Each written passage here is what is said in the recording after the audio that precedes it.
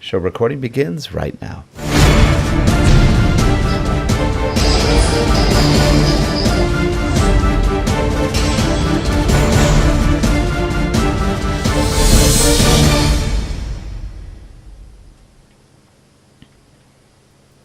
Hi everyone, and welcome to eLearnChat, where talk is knowledge.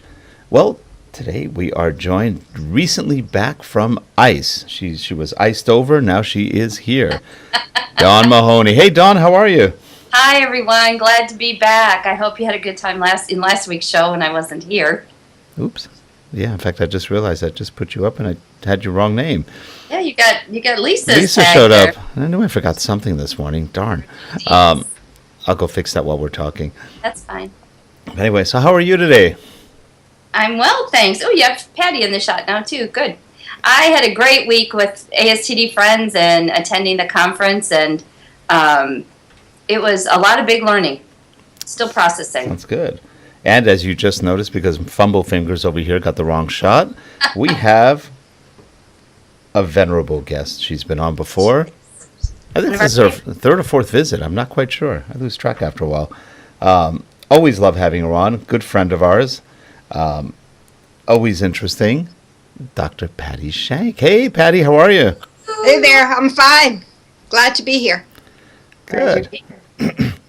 I know. It's been hard to get you on. You've been busy. I have been busy. That busy's good. Busy's good. So what you been busy doing? Well, I know you've got a survey. I know we were just talking a little bit about that in the pre-show. She can't divulge much, and if she does, we're dead. So we're not gonna push her to divulge anything. If I divulge anything, they're gonna have to shoot me. That's right, or us, or all of us. or all of us. Gone. I'm sorry, you know too much. How you're in the wild, wild west. They may know how to do that. Yeah, that's true.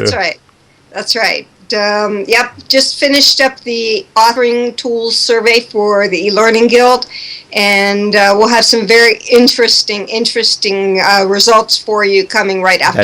That is going to be interesting. That was actually a good survey. It was pretty detailed. When I first started it, I thought it was going to be just a quick, all right, what authoring tool do you like? How often have you used it, or whatever? And do you prefer it with coffee or toast in the morning? And it was actually a very good survey. And you said there were over 1,000, which is quite a bit for this industry. That's right. Excellent. We had a very large group of people taking it, which means the results will be more interesting than usual. And we asked some very interesting questions. Joe Gonchi and I and the eLearning Guild staff spent a lot of time thinking about what to ask on that survey, and one of the questions that we asked on that survey was, what's your most important authoring tools? One of the things we learned on previous surveys is that people use more than one authoring tool. So one of the questions we asked is, what's your most important authoring tool? And the answers are pretty interesting. The survey is closed now, and we're going to start analyzing that survey within the next couple of weeks. That's great. So we'll have some information and interesting data to share with everybody very soon. That's going to be fun. But I can't tell you anything now. Can't tell me anything. So let's get a plug in right now. Do you need to be a paid member of the Guild to actually be able to review the survey? Yes. Actually, one of the Guild membership is only $99, and you get all of the Guild research, which is at least six research reports a year for just the $99. Right. And that's just one. So if you go to eLearningGuild.com, you can see everything that you get for $99. And that's just one. And not to do a commercial for the Guild, but it's really good value for the money. Yeah. I like the reports. They're always interesting. I always marvel at, and I didn't realize you were doing those back when, that the amount of data and information is pretty intense. It is. And actually, if for the $99, you don't just get the current Guild surveys and the Guild reports. You can go back and get any of the Guild reports from the past. So good plug for the Guild. Thank you very much, Rick. You're welcome. Yeah, and the last one, the mobile report that just came out was 9 case studies of people who are doing mobile learning, and we got some amazing responses to that one. So if you are a guild member, and even if you aren't, that's one you definitely need to download. Because one of the things that we heard from loads of people from our past mobile reports is we need examples of people who are doing this. How are they doing it? How are they putting out, and what kind of outcomes are they having? And so we decided this time to do case studies. And so if you're a guild member, you should definitely download that one. You know, every time you talk about the word outcomes, I keep thinking of interventions. So I think we need an authoring tool intervention. What do you think?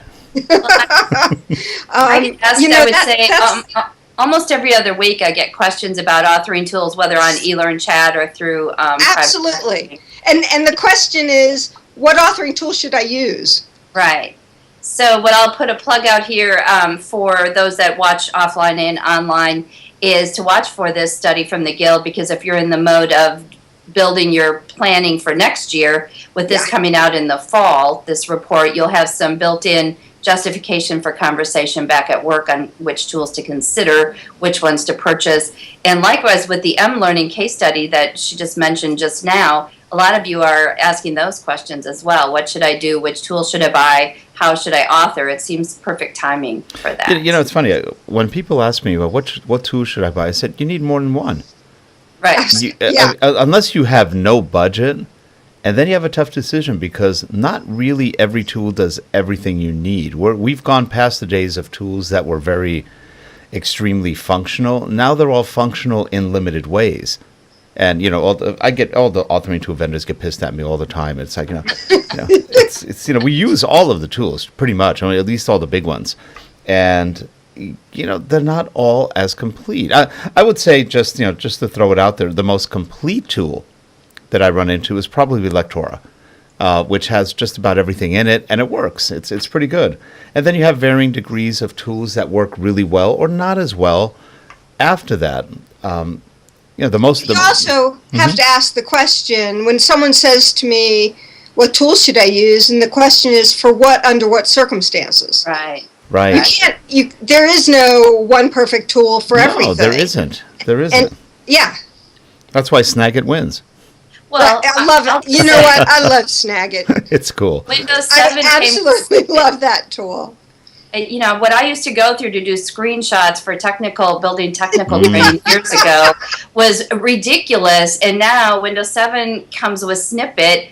It's in the operating system as one of the downloaded apps, and I use it umpteen times a day.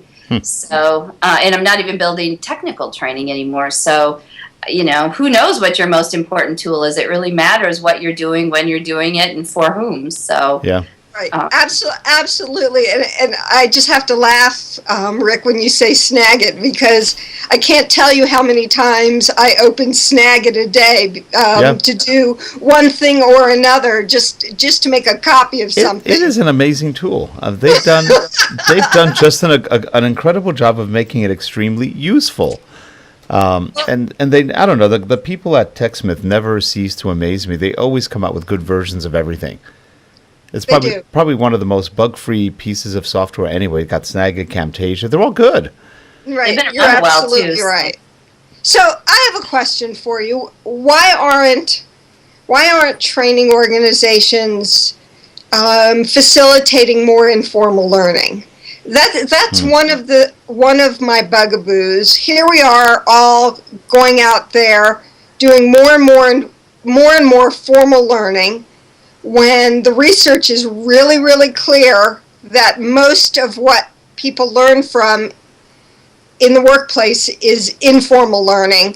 And here we are over and over again doing more and more formal learning, and research shows that most of what we do doesn't really impact the workplace all that much. I work internal at a large organization, and we rely on informal learning. I think part of the issue is how we measure informal learning, because I think it's happening. People don't consider it learning.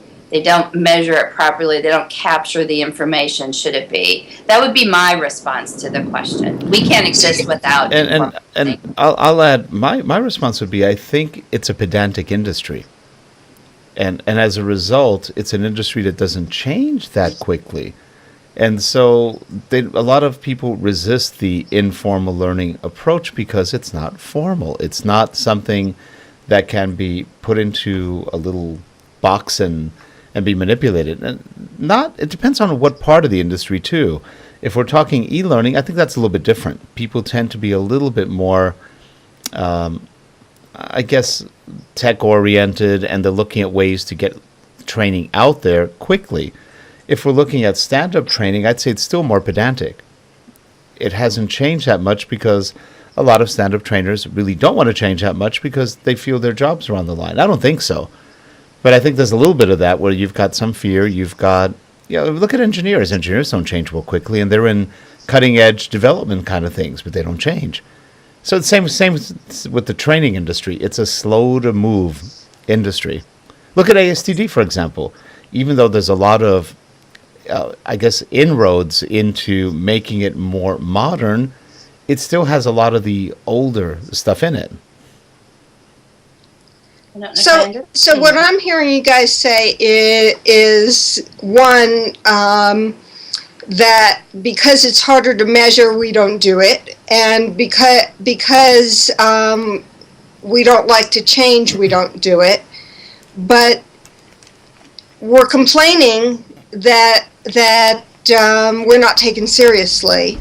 Right. I think what I said is we are doing it. I don't know that we're doing a good job of quantifying it. Okay. I don't know.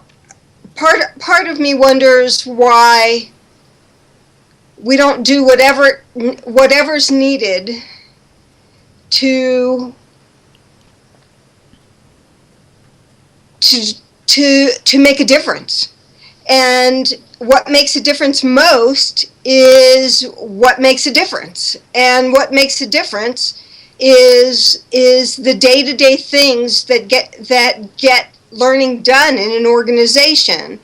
And I think if we as learning folks went around our organizations and talked to people, which we don't do, and that's a problem, instead of listening to folks above us, if we listen to the people who were in organizations doing the job, which is what we should be doing, and said, how do you learn? How do you figure out how to do your job and help to replicate that which is successful, and help to support those things, we wouldn't be doing what we do.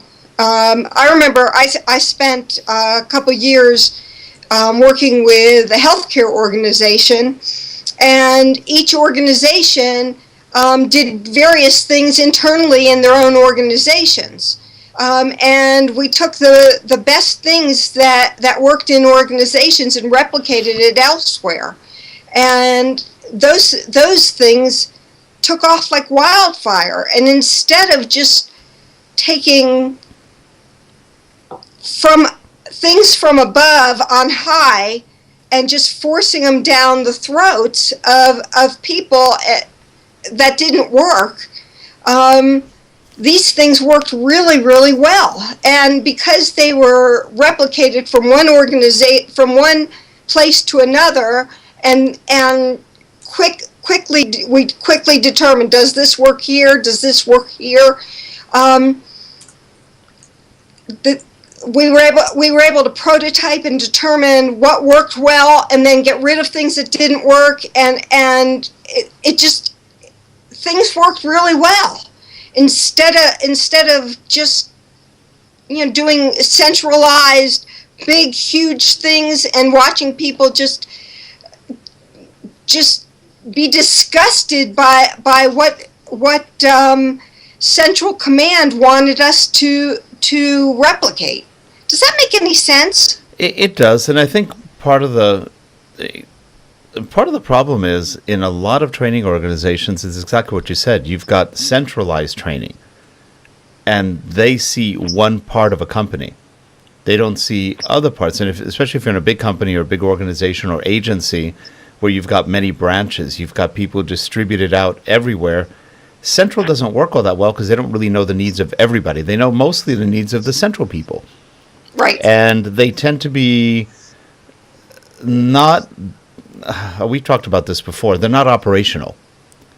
Well, So- and I spent a fair amount of time talking with practitioners at the international conference about how we had moved in the 90s and early 2000s into a centralized location for training and development, whatever you call it, in your organization. But now that shift is morphing again, and some of it is going back to operations training, sales training, and that we're decentralizing so that the practitioners who are specialists are co-located with their teams and groups. And sometimes that's painful, that whole switch. Yeah, But and- as an internal in a healthcare organization, I'll just maintain that we are all using social learning. It's just whether we know how to talk about it with the C-suite and the E-suite as far as is that type of learning happening, what type of learning is happening, and be able to act in my world to actually be able to state that the expectations are being met, that the informal learning that's occurring is in alignment with how things need to be done, because quite frankly, there are life and death decisions that get made in a moment, in a blink, and so we have to know that it's consistent and replicable, to use or replicatable, whatever the correct word is. Right, But us right. talking about it is the biggest thing, is knowing how to articulate that. Well, now in your case also, you're in a healthcare organization, if you will. So you're right, decisions can make a big difference. But in a lot of companies, what happens is you've got your HR power base, which is often controlling. I think HR should not be in charge of anything personally, especially training. Training should either be its own division under probably operations, where it probably does best, and then or even have training groups under HR, but not the whole department. It's just a bad place to put it. Well, it's a good place to put it if you wanted to have no power. Well, that's what it is. It's a power base. But ideally, in most companies, training is operational. It's task-based. Short of compliance training, which is something everybody has to go through, unfortunately. We were laughing the other day. We were doing this ethics course for a company, and I was going, it's really a shame that we have to give managers ethics training. If you think about it, it should be inherent, right? It should be inherent. I mean, these are such basic common sense principles, and yet we have to teach managers how to be ethical, or there's a good chance they may not be. Well, the legal team wants that done. It's a checkbox. I know. Anything. But in my organization, too, and in others that I've been a part of over the years, at least placing us in the HR group meant that we got funded and that somebody was having an explanation for why this role exists. It maybe wasn't an accurate or fully comprehensive explanation, but at least we were allowed to stay and do what we do, where that isn't always true in other organizations. I agree it's displaced to have organizational development funneled under HR, because I think it's broader than that. In my organization, HR is very much invested in talent management, succession planning, and incident investigations, Right. and that sort of thing. They're not really involved in OD. Yeah, interesting. Now, I remember this is a similar problem that happens in the IT world. People think IT people have it easy. They've got to deal with the same kind of stuff.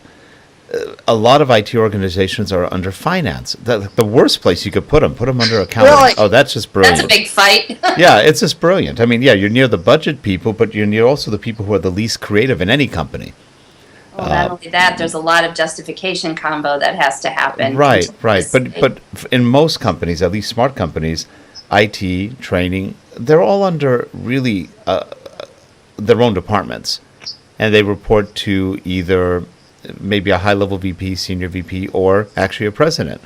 And it's not a bad place to be because each department has its own strengths, weaknesses, and they all have to interrelate, which is one of the other problems where you have too many, if you want to call them fiefdoms or fiefdoms, that aren't really communicating well with the needs of other departments. Ultimately it comes down to, at a company, it's all about service. Every department is a service department. Training is a service department. HR is a service department. Operations is a service department. Nothing really changes. It's just that we often like to categorize or catalog company or departments as to something they're not. And if a department's not working well with another department, then both departments are screwed up, or at least one is. That's a management issue. Well, there's an alignment issue, whatever that Right. is. It could be a gap in skill, could be a gap in understanding of what each exists for. But yeah, that's addressable if you have the right set of tools, and again, being able to have the conversations appropriately, which is a lot of times the issue. Yeah, and training on the whole, you've got to go through the need for the training. Well, Yeah. you know what? I think we ought to talk about how to ideally do things like compliance training. I don't think we should spend any time or money on compliance training other than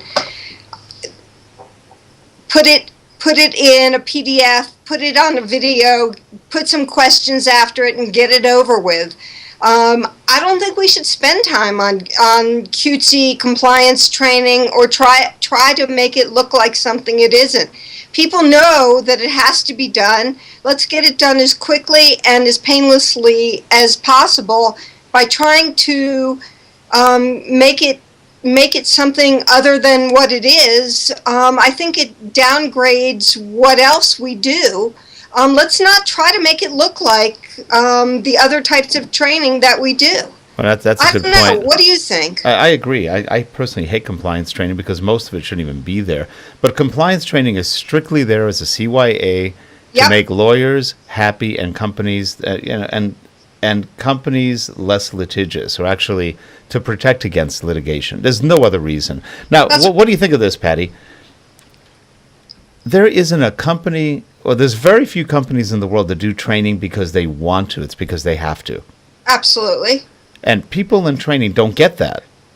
Right. It's like nobody gives a damn about you. You just have to be there because somebody true. needs training to either CYA or whatever other reason. It's not because Right. they necessarily love the training department. There are Right. exceptions. There are forward-thinking companies that actually believe in developing the employees and actually doing something good for them. But let's face Occasionally. it, the majority of them just do training because they have to. They want to make sure Right. you're good at the skills you need. They want to make sure that you can perform your job better. End of story. They don't care that Right. much about your personal development. And you're in a world where you've got so much turnover that if you invest too much in someone, and there's a lot of BS. Well, if you invest in people, they won't leave. That's BS. Right. People leave for whatever reasons they feel like it. That's right. And it could be for 5 cents more an hour, for $1 more an hour, for a 50,000 more an hour. It doesn't matter. Right. They'll leave for, I love this place, but I'm leaving. Right. And That's so true. the rest is just made up BS. Look, people. That's true. So anyway, that's No, my. and all the discussions about what should we call the training department, ridiculous. Those are ridiculous. Yeah. And yes, I agree with you 100%. We need to be very realistic that yes, in long term it does make sense to train people, but in the long run, those same people may not be there long run. Right. Okay, look at it from a cost point of view. You're running a company. You send somebody to, let's say, ICE. It costs you, what, $1,500, $1,700? It's not cheap. Let's say $1,500. Plus their hotel room, You've got plus $1,500. airfare. Plus airfare. Let's say $500 for airfare. So you're at $2,000. Then you've got hotel, which is another $500 to $1,000. Hotels aren't cheap. Let's say $1,000. So you're at $3,000 right now.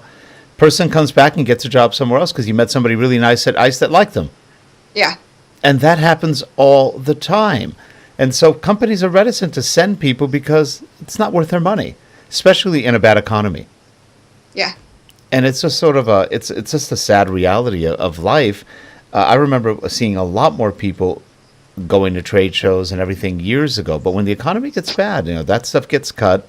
Not as bad as it could be, but it does get cut, and you wonder, okay, why don't people want to spend on it? Big companies can spend a lot more. Small companies can't, and so so who's, and this is one of my bugaboos, who's responsible for your professional development? I would maintain that it's you. Yep. Or me, who's responsible for my own professional development, because it goes into my head, it makes me a better person, it makes me a better employee. And if I hear people all the time say, I don't go to any professional development because my company won't pay for it. And I'm thinking, you're out of your mind, especially in the e-learning field where 3 months is a long period of time. Things are changing all the time. And you had better be mindful of your professional development, because if the only thing you're learning is your own company's internal software systems, then you're not maintaining your overall professional development in the e-learning field. You'd better be maintaining your professional development, and believe it or not, your company does not care about your professional development, just like what you just said. Yeah, that's pretty radical, Patty. I know, but it happens to be the truth. Would you agree? What about you, Dawn? That got the gong of approval. We do have budget for professional development, thank goodness. Not a huge one, but we have it, because sometimes there are times when I need to go to something that I just can't personally fund. But I spend an awful lot of time, as you know, in the free resources of my personal learning network and expanding and growing that daily. There's a way to do it. Yeah, I mean, it's that important to me. And it's kind of funny. Twitter became this thing I did initially as a way to have some company while I was working at home on my own, to have the water cooler, so to speak. And it's become vital to both my career development, but also my personal development as well. So it's a good thing. One of the things that I say to people, and I get empty stares or worse, sometimes malevolent stares, which is, if your company is not willing to send you to a conference a year, save up your money and go at least every 18 months to a good conference. Right. Conferences are not a nice to have. They are a need to have at least every 18 months. Pick out a good one and go, because in 3 to 4 days you learn a ton. Right. And there's another thing. Aside from learning, you also get motivated. Right. Because you hear other people, you get you share in that. There's a lot of energy in a conference, and it's really good energy usually. Right. I would say too that the informal aspects of conference attendance, being immersed with fellow practitioners who do something like what you do, even if the only connection and intersection is the word training or learning for you. But a good conference is only as good as how you make it. So even when I go to a session that I think is poorly done, I'm learning something. I'm learning how I'll never create slides like that. I won't do facilitation that way. So I think most of the conferences are good. It's me choosing what my experience is going to be. Well, and also the people you meet, the folks, make sure you hook up with folks, go out to dinner with folks. Your next job may be there. Meet people, talk to people, learn about what they do. Those talking to people in the hall. It's not just what you learn at each breakout session. There's just so much to do at conferences. That's why it's really important to pick some good ones that you can meet people at, and meet your Twitter friends. People ask me all the time, what are the most important professional development opportunities? And like you, it's Twitter and it's conferences. Right, absolutely. Even if you're standing in line for coffee, you should be making some sort of connection with people when you attend. And I like the use of the word vital when you said that a few minutes ago. I think that sometimes you need, in the profession that we are in, I think you need the immersive experience of being there in person, minimizing your distractions, although I didn't do very well at that at International Conference this year, but that you are immersed in the role of learning, having the conversations, learning how to have the conversations so that you're better when you go back to the job. Whether they funded you or not is really immaterial. It's what are you taking away and what are you going to apply? And choosing to apply something sooner than later, we know is a biggie. And I just think it's vital. I think that's the right word, Patti. You know, and one of the things that's really interesting is the crossover between the virtual personal learning network and meeting them in person. And it was really interesting. I was at home working on a whole bunch of important things, and there were people at ICE who were sending me things because I wasn't there, and they were saying, "Ooh, you'd be interested in this, Patti," and sending me things, and why aren't you here? And I felt like, you know, I needed to be there, but, you know, I had work to do, so I had to be home, but they were sending me things, and it was, you know, you should have been at this session, and here's her slides. And it was, you know, there was a community, part of my personal learning network was there, and it was, there's an experience of camaraderie that you create between Twitter and your personal learning network and your conferences, whether you attend or not, that you have to attend some in order to have that virtual and personal community. And to get that going, you both have to attend conferences and also start your personal learning network on using social media. There's nothing like it, and I didn't understand that until Twitter. And I still don't know how to explain that. Can you guys explain that better than I can for people who don't have that going? Well, the benefit of social networks is the whole social aspect of it. But those are relationships that you need to foster, continue to build for. Several of the people in the chat room right now are people I've known on Twitter that we've become quite, I feel like, important to each other in our careers. But it's a synergy, right? So I get what I give and vice versa. So I probably, last year and the year before both, I wasn't able to attend DevLearn, but the following the back channel and personal tweets, just like you explained, from friends who were at DevLearn were huge for me. I felt like I was kind of there.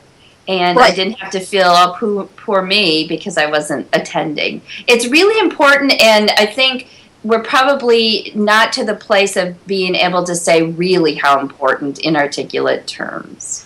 Yeah, I know exactly what you mean, and I mean, there's some people that I met at DevLearn last year that have become so very important to me who are not in the U.S.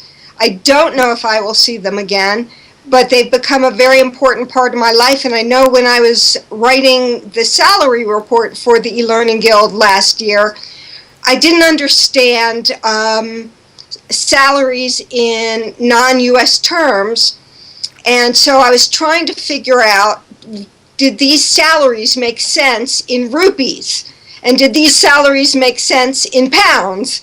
And so I turned to people in India, and I turned to people in the UK, and got on Skype with them, and had some chats and about, well, did this make sense in London, and did this make sense outside? And you know what? I couldn't have done that 10 years ago. In fact, I was having this conversation with a couple of people. I don't know if I could have done my job at the eLearning Guild the way I do it. I honestly don't think my job at the eLearning Guild I could have done as well at all 10 years ago, because I couldn't have. How on earth would I have even done that job? Right. It's like here I had these numbers in rupees.